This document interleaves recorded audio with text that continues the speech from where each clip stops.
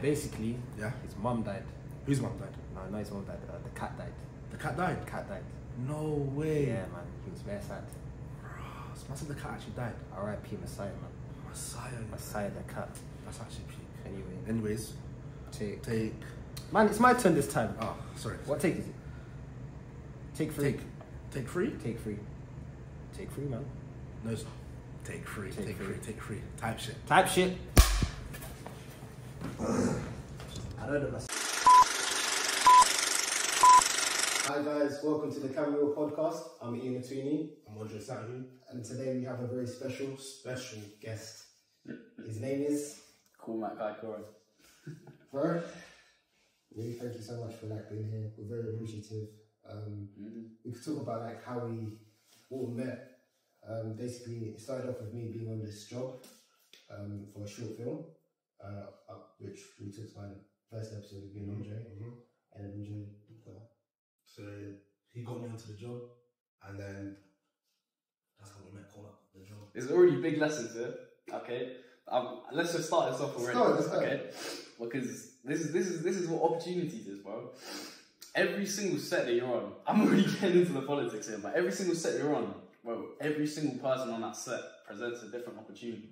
But who knew this was gonna happen? Look, we did that short film May, ages ago, bro. And just I randomly get a text, you wanna hop on the podcast? Bro, everyone you meet will present a different opportunity. That's what I found in the industry, honestly. So yeah, you gotta take advantage of that's right, networking as well. And he wasn't even supposed to be on that day. Exactly. Yeah. He's the one who got me onto it. There you go, man. No, even working that day. Oh yeah. So the day I met you on set, that wasn't my day to come in. Yeah. I just wanted to come in because I like being on set. See, bro, you know that Maxwell was first AD on my short film ages ago. He just randomly shouted me runner. Bro, I didn't interview that. I just did I did the smallest thing. I was just there for one day. I did a short film as well. A similar time we did that one, and I met this runner and he's just a runner, bro. I just got talking to this runner, and I got his contacts, everything. Turns out he's a young producer trying to make stuff. So he shouts me, gets me in contact with this director who's on the come up as well. Just finished off at NFTS, just finished his sick program on House of the Dragon. I started Game of Thrones. Yeah, I've got one episode left now. Yeah, bro, this guy, NFTS, that's a good shout as well. Hard to get into. It's I think postgraduate. Is that National Film NFTS, National Film and Television School. That one's cool, bro. Yeah. So he just finished up on a course on there, and they put him on another course with House of Dragon.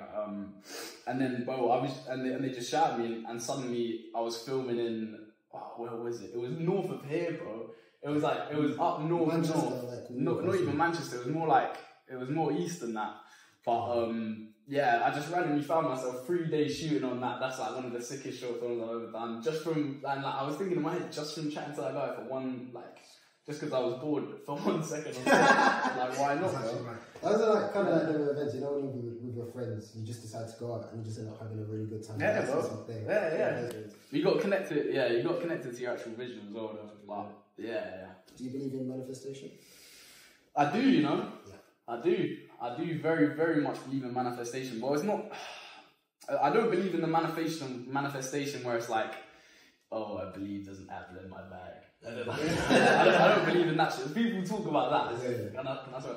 Yeah. But I don't believe in that shit. People say that's even a possibility, but manifestation is for me, manifestation is I accidentally manifested a career in filmmaking because from a young age I just clocked I just want to do something with my life and film. Wait, before we get into that, obviously some of you are gonna know from the hit show Heartstopper. Obviously some viewers may know, some viewers may not know.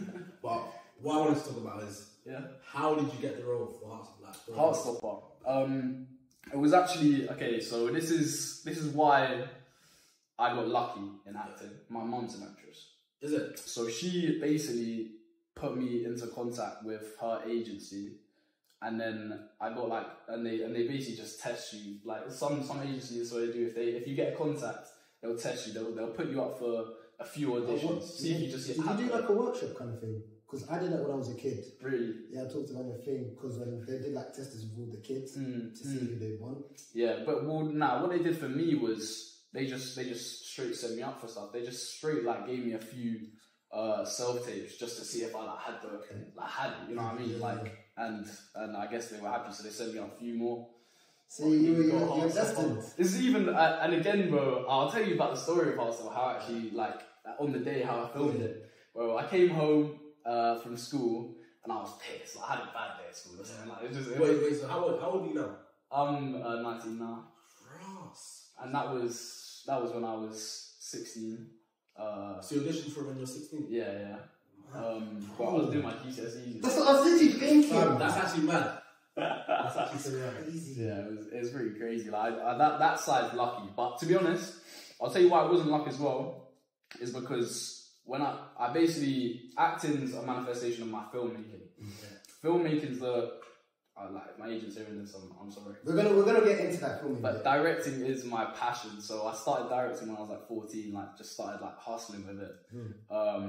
And then acting's just like I started when I started directing. I wanted to do everything. I wanted to know everything. I wanted to create, get every opportunity I possibly could. And I had like a natural kind of thing for acting. Like my mum's like made me go to a couple theatre things. I know it's just a bit long, but why not? And eventually I just like started trying to hustle a little bit more with it, and lucky enough to get that really.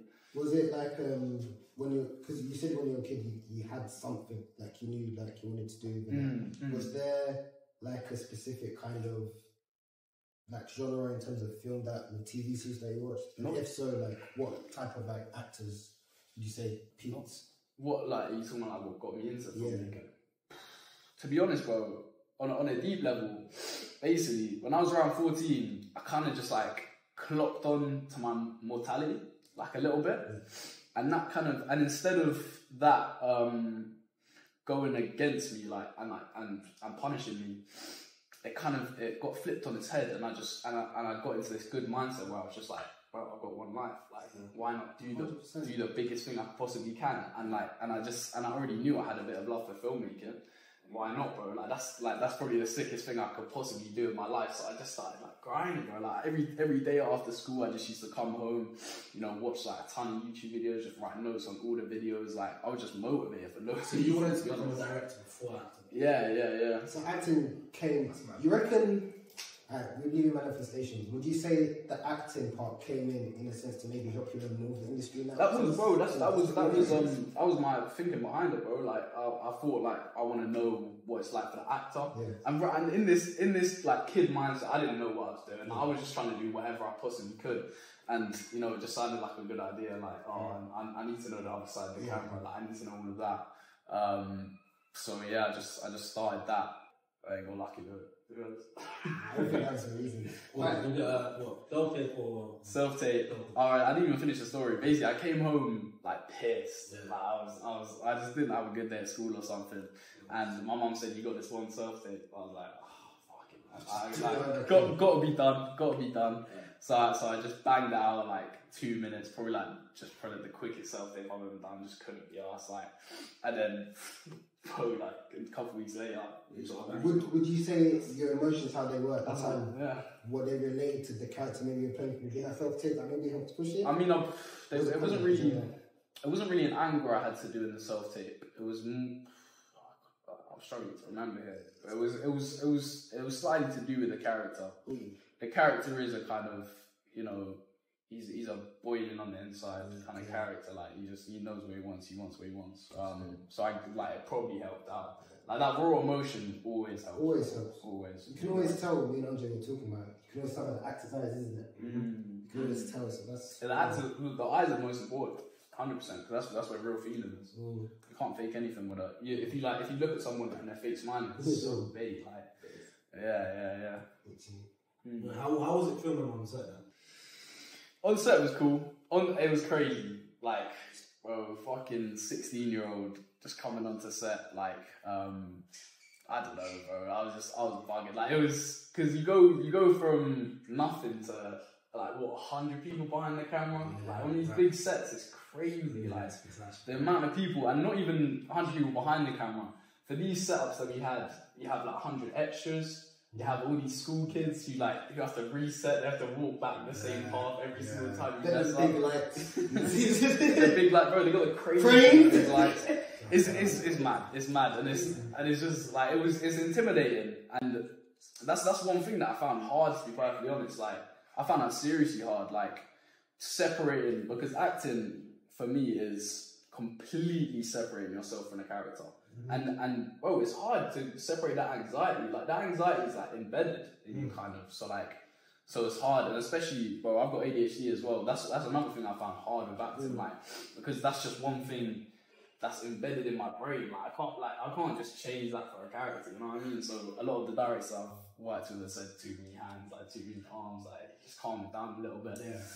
But yeah, I'm still figuring out my path with that one. I can't give any answers to that one yet. That's fine. Like, I mean, if you're able to even just be in there already, and like, even though you have ADHD, you're still able to like show your acting capabilities and stuff. I think that's something special. 100%, bro. I'm gonna ask, was there like any specific type of actors that you looked up when growing up, kind of thing? All film directors in that sense. Yeah. I mean, when I first started getting into film, it was kind of more like the aesthetic. It was more like films are sick. Like I love to watch a film. Like films look so cool. The way they can make it look that sick is incredible. But then as I got more into it, it was more about, you know, what's going on in the films. Why does this, like, because even if it looks cool, it can create an emotion inside of you, and you don't know why it's creating that emotion inside of you. But there are reasons. Like this is what I love about filmmaking now. Every single piece of that frame, every single thing, every single decision, and there's so many, bro. The amount of decisions that goes into a single frame is insane. Like, I don't know, like I'll listen to lighting, sound, like there's so many. Makeup, all of that, bro. All the tiny intricate details, and they all come together to do the same thing. Like that's what I think is beautiful about it. And that thing like provokes emotion. Like the way it can provoke emotion from these decisions is just interesting to me. Like, and how you can do that as well. Like low and high. Like these are the basics, but yeah, when it all comes together, it's just incredible. So, because you've done like Heartstopper, would you say that's now when you're doing like your own films? Would you say that's because you've done it, it's more easier to like fund? You haven't even mentioned that. Yeah, he does his own films. Yeah. I mean, it's definitely easier to fund. Like, I mean, I just because I put all my eggs into one basket, and I know I want to do filmmaking. I know, you know. And I've slightly got a path now. Like I've been grinding for a while, and bro, I've been grinding for so long, and for a long time, I just saw no progress. Like, I thought I had those thoughts like, should I really be doing this? Should I really be continuing this? Is this really a path for me? And only recently I've started to like actually kind of clock in like system. Like I know what I'm doing. Like all those years were for something, and so now I can put my money into that I made off Heartstopper, and I'm kind of happy to do it. I'm not scared because I know that if I do it right, then I'll get it back. Like, you know what I mean? If I actually get it right, I can have a portfolio of films where I can go to investors and then actually say, I want money from you guys. Like, and then obviously I can't fund like a fat film. Like that's what, or even like a big short film. Like I'll need to properly get a portfolio behind me before I can start doing that. But yeah, I mean, it's definitely made it a bit easier. Would you say you've made some connections with some other people as well? I mean, connections are everything, and it's so hard today. I don't know what it is, you know. I've been struggling with our generation, you know. Like, people kind of locked up, kind of fighting for themselves, kind of thing. Kind of looked up for themselves, but not only that, but the amount of young people actually doing stuff. This is why like YouTube. This is sick. Like, this is why I'm happy to come out to Chelmsford, bro. Imagine they're filming this in Chelmsford. Chelmsford. It's far. It's rough. But I mean, fair enough. Like, you lot are actually doing stuff. You know what I mean? A lot of people my age, your age, they're not doing stuff. They don't know. They haven't found, or they haven't tried to find anything for them. Like, they haven't. People don't. think about opportunities in the same way. Social media, would you say, kind of plays social media definitely plays a part.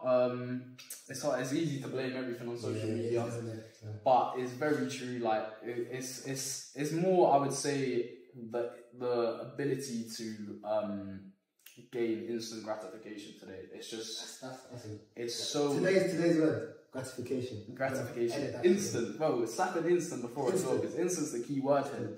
Because it's so easy to just hop online and forget about everything. You know what I mean?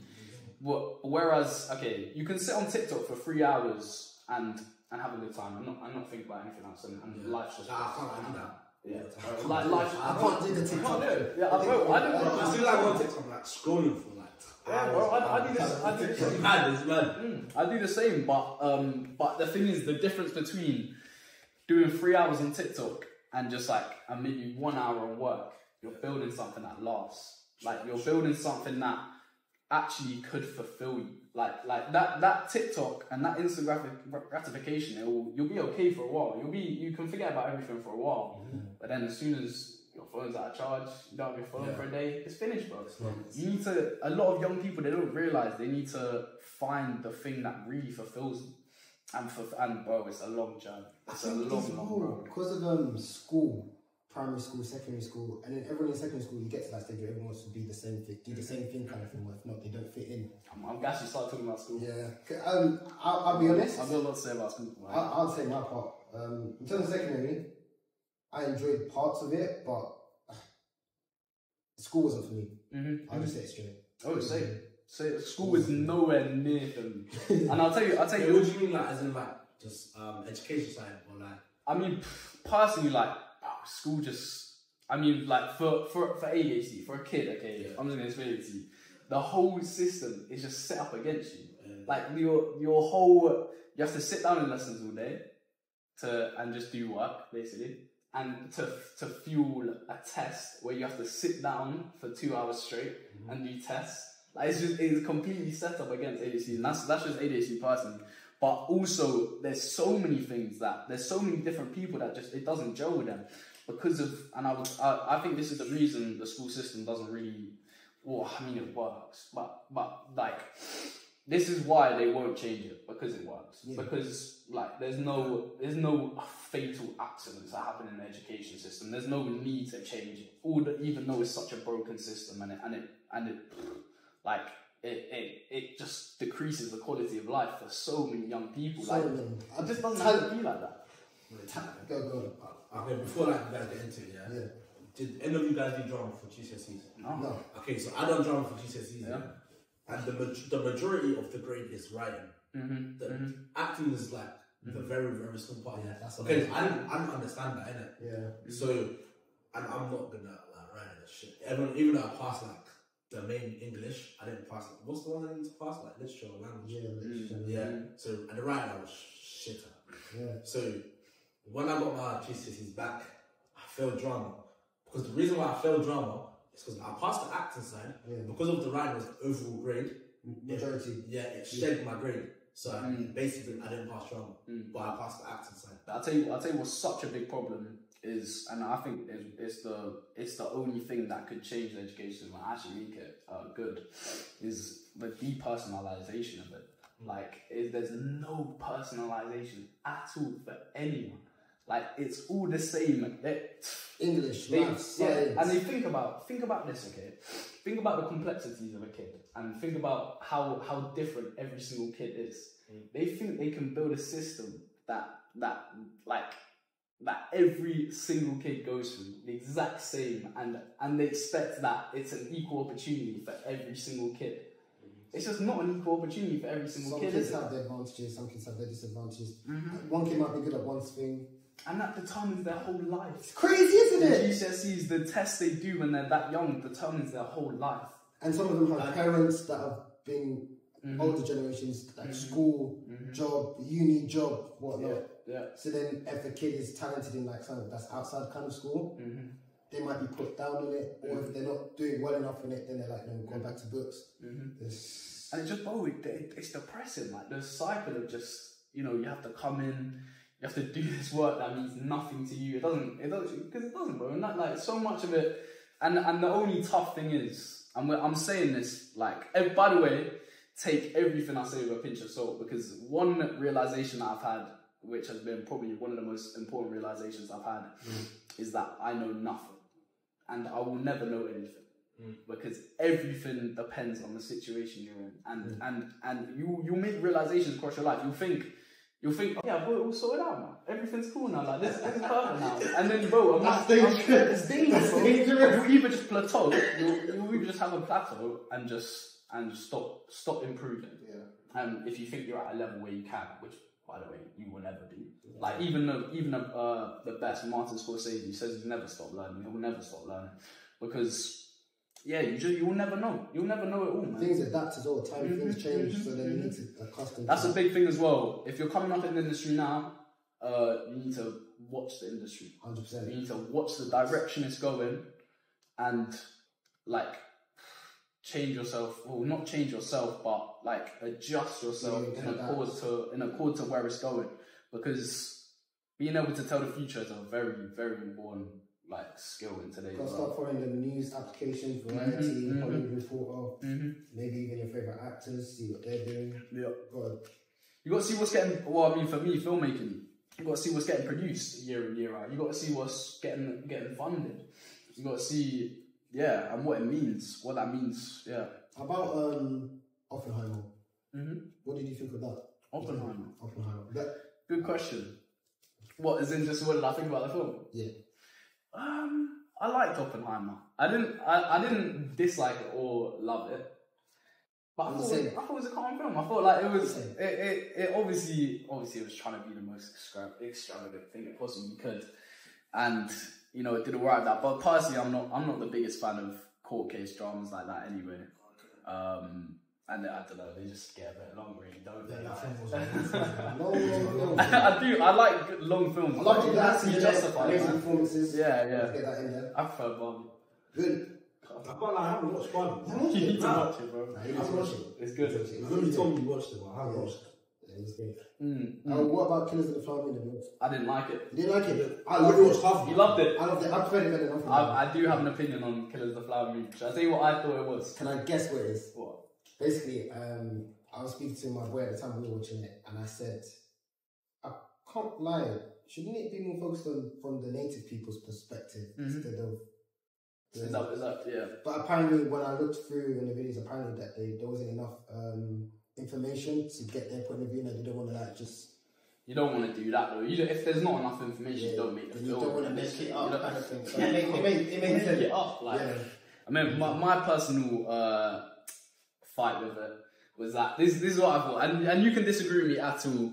You can disagree with me as much as you want, but this is what I thought. Scorsese was making a film for himself when he was young, basically. Like when he fell in love with filmmaking, that's the kind of film he watched. That's what I thought it was. I thought it was kind of like one of those like epic, like just like adventure stories, like there's ups and downs, like there's like funny one-liners, you know, that kind of thing. Like a film from the 1960s, 1970s. Like, I thought it was that kind of film, like, and I just don't think that's it's not as accessible for today's world, like realistically, like and with the technology we have now, I think we moved on from that side. It was more of that kind of theme park experience that he's talking about, not Marvel in a sense, but more like it was definitely, it had deeper meanings and everything. Of course it did, but I don't know, it was just packaged weirdly. Like it was just the dialogue just felt forced. Like it just felt like he was forcing that kind of. I can't even talk interest. I watched like a tiny bit of it. You start watching, man. Yeah, I know. I started watching when I was at work. With the guy, he put it on his phone, and then I haven't watched it since. Let me give you a bit of advice, and everyone out there as well. If you're looking to get into the film industry or anything, well, OD and Limitless. Yeah. You know it's a clutch. £15 a month for unlimited films. I'm plugging it, actually. This is free advertising, actually. Cut this out, bro. This is free advertising. But it's so, bro. Like, and the thing is, it actually gets you up. It gets you watching films, like, because you're paying £15 a month. Might as well go, like. And if you go twice a month, you're saving money. Is that the? I think that's what they advertised. Yeah, definitely. You'll see it. They advertise it for every film. And OD and Limitless, yeah. Because I've been going there a lot recently. Yeah. And like they gave some off on the app thing. I talked about it. I was like, oh. I mean, but like a normal film today is like £14, £13. So bro, £15 a month. Crazy. And I'd say, and it forces me personally to go watch at least 2 films a day. Oh, I mean a month, sorry. But and it's good, bro. Once I've started actually watching every single film that comes out, I feel better, bro. It feels like a therapy kind of thing. It feels like a therapy. Happiness. But it's also what I was talking about earlier about what direction the film industry goes. Watching every single film that comes out gives you such a more like connection to it, if you know what I mean. Like, and that's such a important feeling. You want to feel connected to your industry and you want to feel a real part of it, because for so long you might feel like an imposter, or you might feel like you don't really know what's going on. Like you don't really feel like you're meant to be here. Knowing exactly what everything is like can combat that so nicely. Can help you fight that kind of anxiety. Yeah, definitely. Actually, I was gonna say, our teacher, Alex, he told us with film, he told us to treat it as if like how people want to be footballers, they go to matches. If you don't want to be in the film industry, go to the cinema, go to the theatre, watch that series. Can I drop a bit of advice about like actually like knowing what you want to do as well? Because basically a huge thing that I've found with hustling, and this is past the step of working. Like step one is just start working. Like you can. It's so easy to just hop on a computer, search up a few keywords, and just go into a rabbit hole. No matter where, if you're just starting, just start, bro. Like it's as simple as that. Just start, and then from there, to contain your excitement and passion, because what you want to do is you want to choose something that appeals to you. Obviously, you want to choose something that you just feel that instant connection to, and you feel like you're born. You just enjoy it, basically.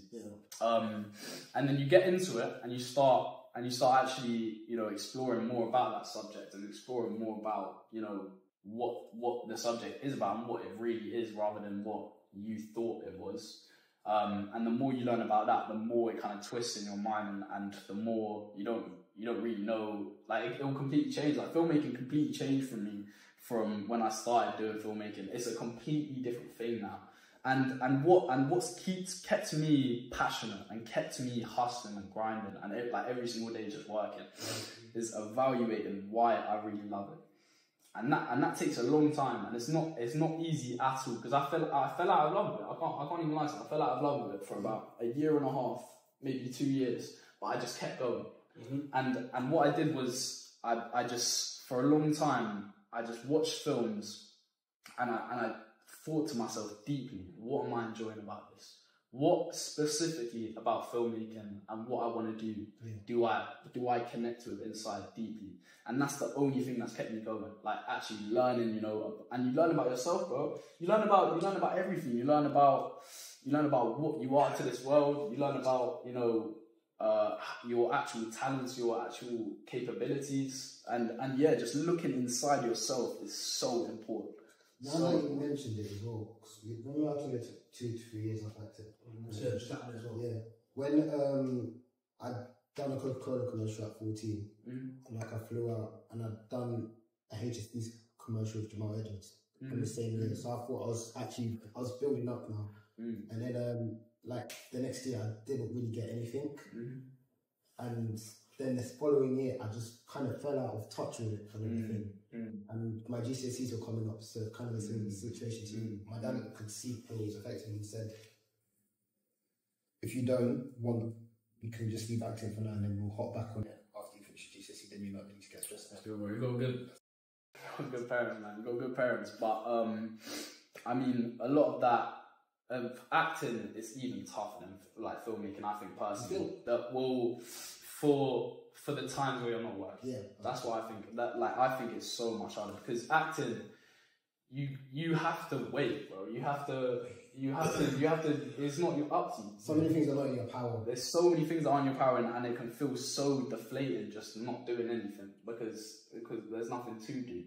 Filmmaking, I can do it. Like, I can just hustle all the time. Like, I know I'm learning, I know I'm progressing all the time, and I can work on my own project. I can kickstart anything I want to any day.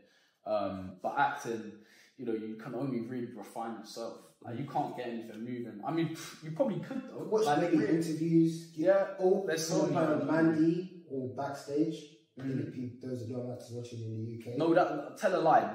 I'm lying, bro. There's so much you can do. Actually, there's so much you can do. Or you can even like sign up to extra agencies as well. Yeah. There's a lot of things you can do, but it's still that kind of directing. You get that feeling of I'm doing something. I'm like, I know what I'm doing right now, and I'm putting something in place. I'm creating something. More acting is focusing on yourself and your own, you know, qualities. Like that's what's tough, I think.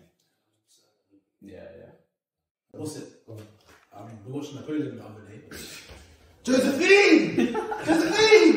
You love Josephine. You saw it in the scene with Joaquin Phoenix. 3 seconds. Yeah. How was it? How was that? That was cool, to be fair. That was cool. Bro, Ridley Scott's bigger than Joaquin Phoenix for me as well. Like, Ridley Scott. That must be sick. Growing up and watching his films, like, well, I mean, not when they came out, but like, that's another big director that got me into filmmaking. Yeah, meeting him, sick. I mean, it's cool to be a part of those kind of productions and just and sit with those kind of people and be like, oh yeah, I made it, but I haven't made it, bro. Like that's always in the back of my mind. Is just, bro, I'm not at these guys level. Like, so what? I'm here. It's always humbling, isn't it? No, bro, it's so humbling, bro. It's so humbling, but I can't lie. I like that feeling. I like that feeling that I'm not there, and I've got that feeling. That's a sick thing that I've grown to love. Yeah.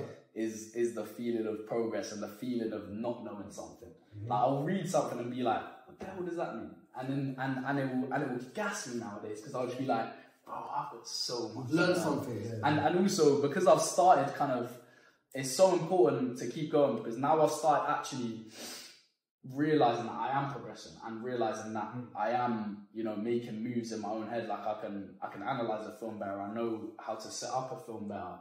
The fact that I still don't know stuff, and the fact that I've still got so much to learn, it's an exciting feeling. It's an exciting feeling, honestly, because, you know, the levels you can get to is insane in filmmaking.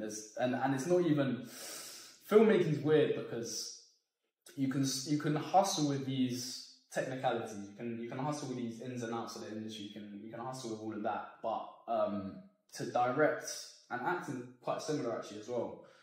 It takes real feeling. It takes real emotion that is deep inside of you. It's not on the surface. You can't. It's not your inner thoughts. It's not those thoughts that say, oh, maybe I should have done that. Maybe I should have done this. It's not that. It's what's underneath. Naturalism. It's natural. It's what's bro. It's what's you. And you don't know what you are until, well, some people never understand who they really are. And yeah, it's just learning about that. And, you know, I'm so happy that I've got an avenue now where I can, you know, express these thoughts that I have. I can express these feelings about the world I have, and that's another beautiful thing about filmmaking. I think, like, it's just a beautiful way to, you know, express emotion, and I think, I mean, personally, I think filmmaking is important. Filmmaking is really important. The films that I'm watching now, I'm studying. I'm probably studying this guy called Ken Loach. You guys ever heard of him? He's like this old English director who makes like proper social realism films, like realistic films, like brutal. Yeah.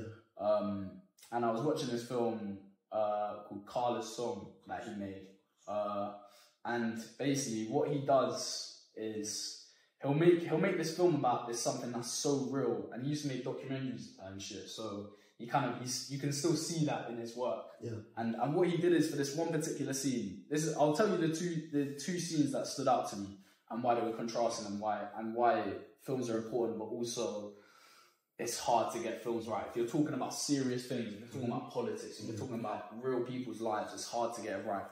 Because this one scene basically was set up, the film's basically about this Glaswegian bus driver, and this Nicaragua woman who's come over to Scotland to flee the civil war that's going on in her country right now.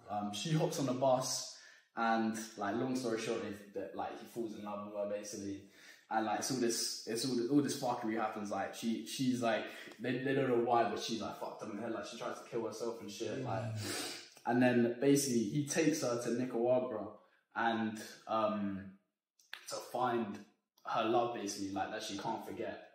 And the two scenes that I want to talk about are this one scene where this is before they go, and he's talking to his daughter, and she kind of basically she's learning about the Civil War in her class, and basically everything's just a little bit forced. Like it's quite clear that the director just needed to get this information across. Like the dialogue feels a little bit forced. She feels like she's kind of, you know, it could be for expressive purposes. She feels like she's kind of tripping over her lines. Like she just got to get these big words out. And it's just actually just trying to, you know, tell the audience information without like actually just going out there and telling it. To show that. Yeah. And then the other side of that, basically that's because these social political films, you know, there's so much information you have to get across, but to actually, you know, connect with them and actually tell the right story, there's so research much that information. writers must be doing. Yeah. So and then the other scene was they're in this other country now, and they're traveling through the country, and they get they hop on the top of this kind of bus thing that's taking cargo or whatever. It's like proper war-torn country. Like they're just trying to travel through as much as they can, but it's like apocalypse.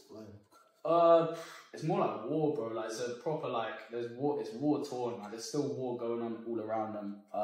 And basically they're on top of this bus with his like friend that he found, the woman, and these Nicaraguan locals. I don't know if I'm pronouncing Nicaragua right, by the way. I think I am. Where is it?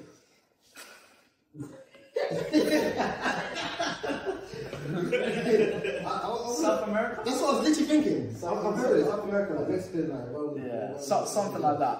But they're basically on top of this truck with these locals who are you know, there and basically what Ken Loach does, he employs people who are real people. Yeah. Like he won't even go to actors. He'll have actors for like important roles, obviously. But even in his important roles, in his latest film, he got some guy that was just from the area that he wants to film in. Did they get that contracted and everything as well? I guess so, bro. Like this was 1996, so everything's a bit loose. So he picks up these guys and they're sitting on the back of the truck with him. And she's basically translated everything to him. They have like a nice little convo. And everything's cool. Like he's kind of getting to know the locals a little bit, and they're getting to know the area.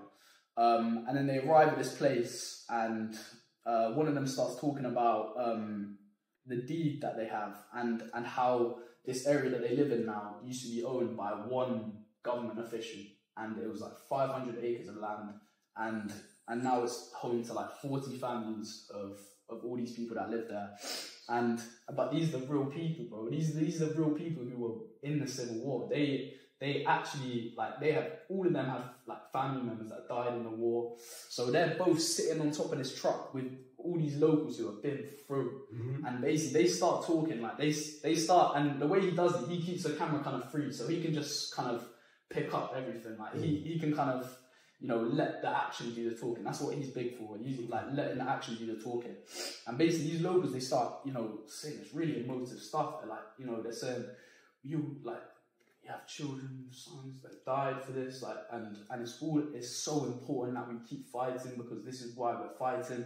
And you can see in her performance, she starts crying, like, and trying to still kind of translate it to her. And all these locals, they're just chiming in, like the camera's kind of moving between them all, and they're all just chiming in, trying to get her to translate to him. And she's crying, and you can see him on the verge of tears.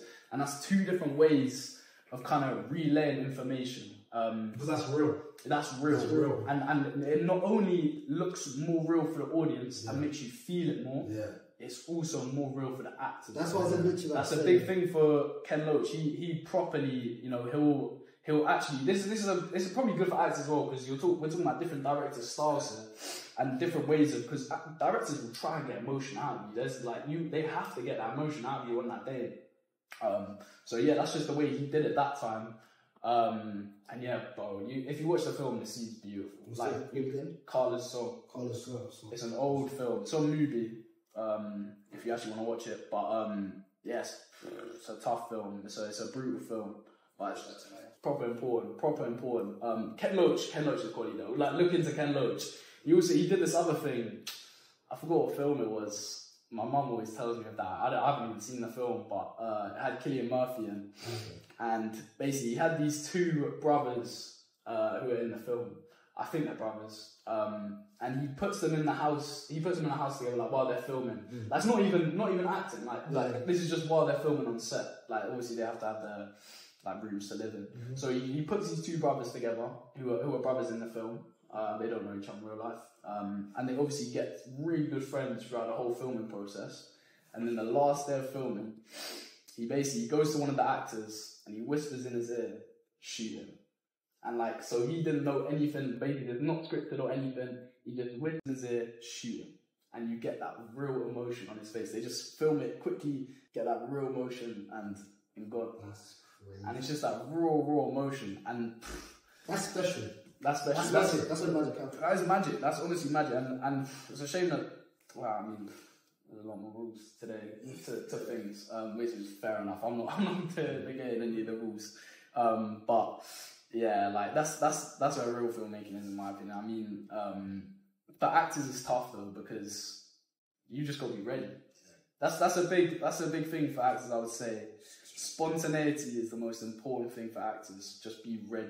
That's why I always prep myself before for like a role kind of thing. Yeah. And then I tell Andre all the time, like I'll learn my script, and then the day before I'll go through the script one more time, and then I won't look at it again. Yeah, that's perfect. So start thinking about it. That's what I used to always think about that for doing auditions. Like I'll keep looking at the script and then I'll start not remembering my lines. So then when you told me that, I started doing that. It works out there, isn't it? It's no stress. It has to be your subconscious. Your lines have to be in your subconscious. It's not even that. You just have to, and even just kind of getting like, and if you mess up your lines, it's not bad at all. It's not the end at all. Especially if you know it so well, you can even like just switch it up. Because a lot of moments when you just go off that script and kind of you have to switch it, that's raw. That's where you actually get those spontaneous moments. And again, alright, let me just go into the technicals of practicing a script, because like I want to talk about a little bit about that. But for when you're practicing your script, don't do it acting. Don't do it with like an intention behind everything. Don't do it like act as if you're on the date. Don't do that. Just learn your lines. Don't think this is how I'm going to do it. Like, because then you start thinking about like, oh, in this part of the speech, I'm going to do that. Kind of darken my eyes a little bit. So it's like and you think about that. It gets in your head with the actual thing, and audiences can read that, bro. Everything is in the eyes. You can always read it. I remember like doing that what you just said for GCSE. Yeah. Where you have to put like you have to perform in front of like the audience, like it'll be the other class, and then it'll be like they'll bring people in like the examiners and stuff. And before, like I used to like read the script. And then there was one time I slipped up, and then my mind went blank for like 2 seconds. But then I don't know what, I just remembered like all the lines again. I just started going normal. It's crazy. Yeah. And that moment I was like, yeah, starts for a second. It's mad. It happens. Let's check if the cameras are open. I swear. Yes! Oh my god! Oh, I'm so happy. If you know this camera was giving us stress yesterday. Yeah. I'll talk about, to be fair, you talk about actually like making stuff. Because something like this, this is just making something. Bro, we got this from, you know the show Power? Yeah. In America. You know Michael Rooney and John. Braden and Tariq from I haven't seen it. So they've got a podcast called The Crew Has It. Yeah. On YouTube, innit? So then we kind of got the idea from them to make like a UK version. But before we researched if there was any other UK podcasts, there's none. There's none. I remember I was never wanted to do acting. Okay, cool. I went through the process. Was a kid actor, kid model, everything. 2 to 3 years, did classes. Then when I knew I wanted to do acting, I remember going on my laptop, going on YouTube videos, okay, I'm seeing actors, the biggest actors on the planet. But I didn't feel any kind of connection to an actor I could relate to in the sense that I know he's kind of trying to come up with me as well. Apart from the crew has it kind of thing. And I was like, there's none in the UK. And I'm assuming that it's a new niche kind of coming out. Yeah, but I mean, it's a big problem today with our generation as well, is inspiration. It's just, with so many, it's an oxymoron because the more people that just slip into that, you know, fucking, I was like, I'm gonna just go through life, just enjoy it as much as I can. I'll go club on the weekend, like that's about all I do with my week. The more people that slip into that, the easier it is for you to slip into that. And yeah, just inspiration, like just getting out there and doing shit like this is so important. Like invaluable, really.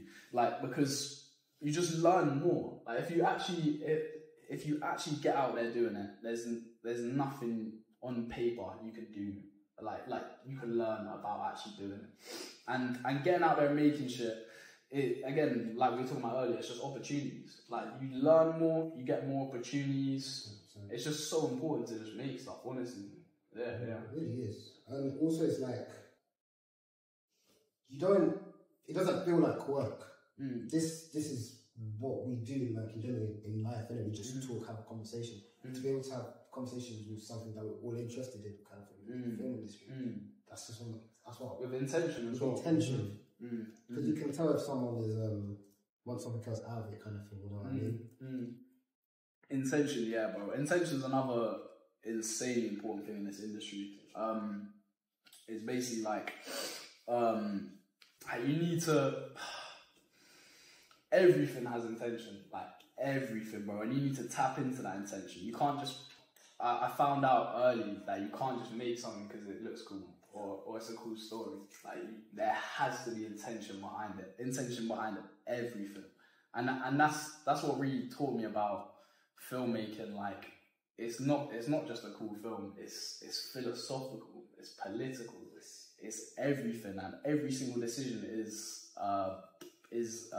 like influenced by those philosophical and political values that your film has. Like so tapping into your own philosophical values, like I was talking about earlier, like knowing why you enjoy stuff, but not only why you enjoy it, but what you believe deep down is filmmaking. That's what's kind of, you know, got me learning about, you know, not because it's so easy sometimes to just think, what's the point? Like there's like what like I see our generation right now, and it's kind of hard. They give up very easily. They give up very easily. I've got a question. Yeah.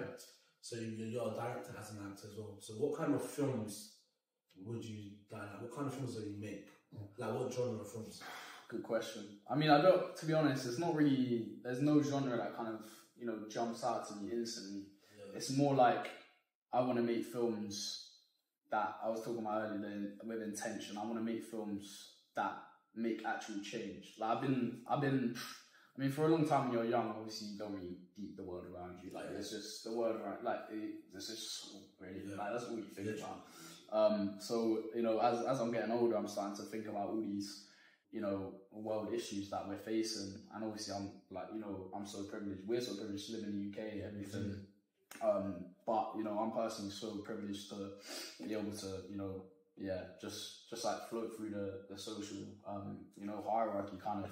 But you know, all these problems, they hurt me, bro. Like personally, like I don't know if that's just the kind of person I am, but like, well, it's good though. It's good. It's definitely good, but it's harming. And like, but having a way to express them and being able to, you know, like having an avenue where I know I can make change, I can make difference. It's just, it makes everything a little bit more okay. Like you can kind of, you know, there's the world has the ability to change. You know what I mean? You're a good person, man. I was just saying, you just tell that it's good, bro. We need people like you in this world because if everyone else is like, everyone always has a good and bad side to it, right? But like a lot of people don't necessarily like, not that they don't use their good side. Everyone has their own problem, isn't it? Yeah, everyone has their own problems. Other things. Yeah.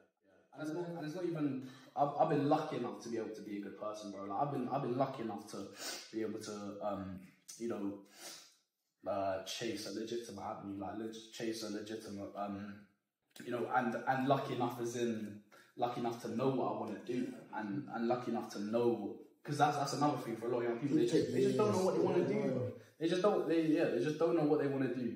And, you know, for so young to be able to know what I want to do and put everything into it, it's just, yeah. That's one thing I put in schools, in secondaries, and a career class. Just more in a sense to get kids to be able to have an understanding of what they're going to do in the future, kind of thing. Maybe help map it out for them. Even if they don't know, just kind of set the route for them. Yeah. They put the things they like. And it's not even about me, like, being able to, you know, being lucky. Like, some kids, they don't even, you know, like, that's just not how their brain's set up. That's just not how their childhood, you know, treated them. That's just not how, you know, a lot of people, they have different intentions for this world. Yeah. And it is, well, and it's so easy to fall into the fucked up nature of this world because our nature, like the world right now, but I mean the world forever, it's just run by greed, it's run by, and bro, I sound so stupid talking about it now because I'm only really, you know, discovering the politics behind everything. No, bro, so many people are so ignorant to like learn about stuff. Yeah, and it's like, and the whole thing is just chasing money, like chasing greed, chasing things, and our generation especially, I feel like we're fucked for that. And it's not. I would say our generation and the generation beneath us, especially like my cousin's he's like 4 years below us. His generation is fucked. Fuck, bro.